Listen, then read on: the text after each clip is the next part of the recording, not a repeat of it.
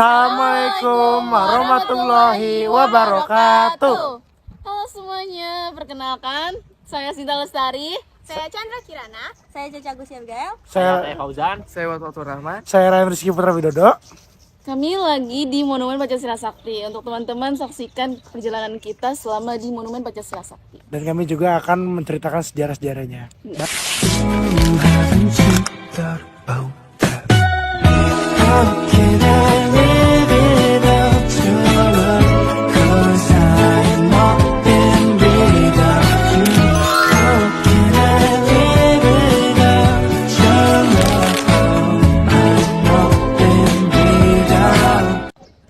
Hai guys. Kita sekarang ada di Museum Pengkhianatan PKI atau Komunis. Nah, di dalam ini ada sejarah di mana kalau nama lubang buaya itu terjadi. Oke, part lagi terus.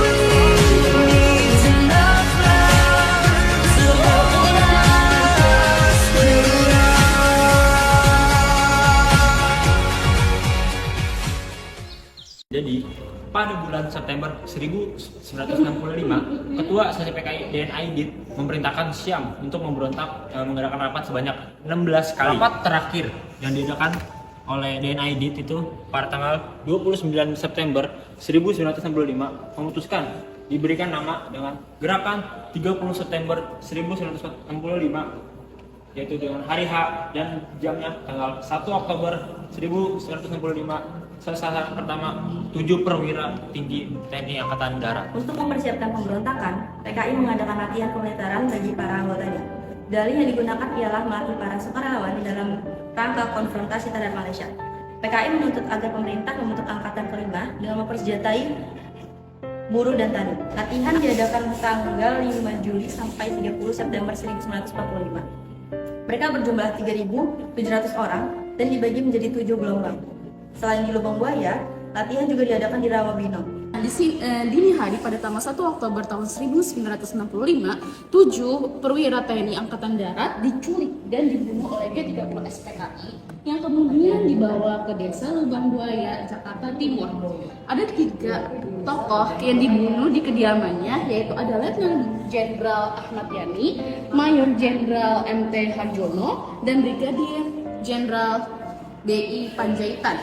Sedangkan 4 orang lainnya itu diculik dan dibawa ke keadaan masih hidup dengan kondisi mata ditutup dengan kain merah dan tangannya diikat ke belakang dengan tali. Keempat tersebut disiksa dan dibunuh secara kejam di dalam sebuah rumah. Dan mereka itu adalah Maijen S. Prapto, Maijen S. Parman, Brigjen Sutojo, dan Letnan 1 PA Tende. Setelah penculikan dan pembunuhan 7 orang perwira TNI AD oleh pasukan G30 SPKI pada dini hari 1 Oktober 1965, Maijen Soeharto mengeluarkan perintah untuk segera mengamankan Pangkalan Udara Utama Lanuma Halim Perdana Kusuma. Operasi pengamanan Lanuma Halim Perdana Kusuma dilaksanakan pada 2 Oktober 1965 pada pukul 03.00 WIB. Proses pencarian 7 perwira TNI AD yang diculik dan dibunuh oleh G30 SPKI pada dini hari 1 Oktober 1965 berhasil ditemukan di desa Lubang Buaya. Atas informasi agen polisi 2 Sukitman pasukan RKAPD di bawah pimpinan Dayon 1 Mayor Santoso menemukan lokasi sumur tua pada 3 Oktober 1965, berarti dari 2 hari setelah mereka dibunuh dan dimasukkan. Upacara pemberangkatan jenazah ke TMP Kalibata, Jakarta. Pada tanggal 5 Oktober 1965 diadakan upacara pemberangkatan 7 jenazah perwira TNI Angkatan Darat dengan Inspektur Upacara Menko Hankam atau Kasat Jenderal Aha Nasution. Atas jasa-jasanya, pemerintah menganugerahi menganugerahi gelar pahlawan revolusi dan menaikkan pangkatnya satu tingkat lebih tinggi dari pangkat semula.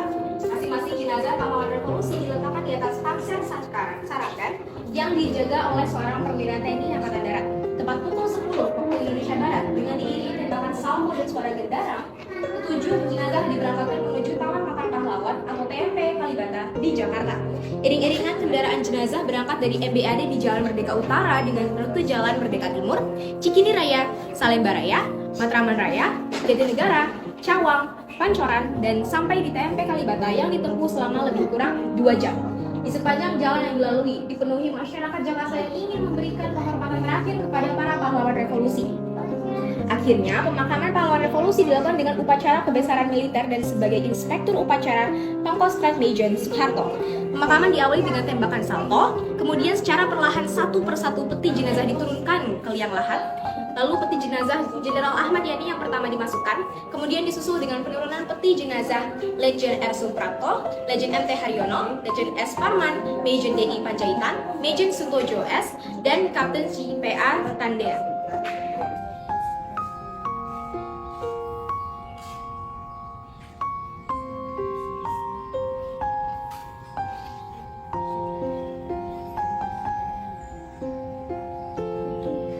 Dan ketinggian. Oke guys, jadi itulah vlog kita mengunjungi Monumen Pancasila Sakti yang berada di Lubang Buaya. Terima kasih sudah menonton, mohon maaf bila ada kesalahan. Wassalamualaikum warahmatullahi wabarakatuh. Bye-bye.